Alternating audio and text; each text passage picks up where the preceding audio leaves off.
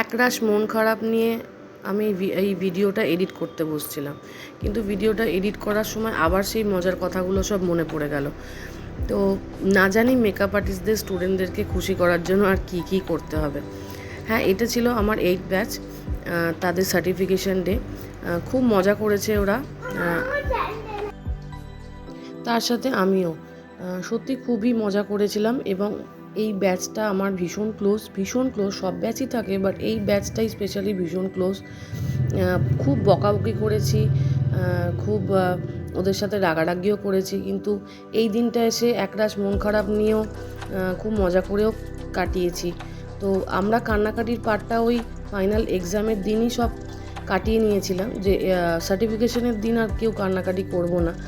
তো আমরা এই সার্টিফিকেশনের দিন খুব আনন্দ করেছি।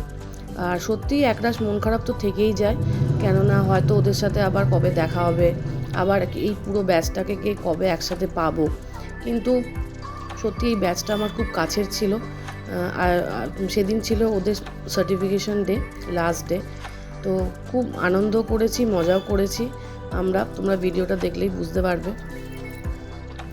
সত্যি কথা বলতে স্টুডেন্টদের ছাড়া মেকআপ আর্টিস্টই বলো বা বিউটিশিয়ান, আমাদের যে ইন্ডাস্ট্রিতে যারাই আছে না কেন, স্টুডেন্টদের ছাড়া সত্যি আমরা অসম্পূর্ণ। ওদের ভালোবাসাতেই বলতে পারো আমাদের কাজের আরও বেশি মোটিভেশন আমরা পাই।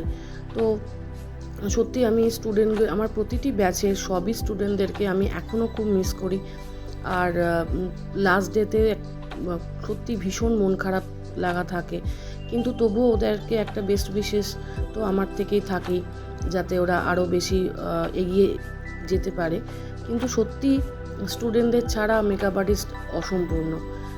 ওদের ভালোবাসার জন্যই আমরা এতটা মোটিভেটেড।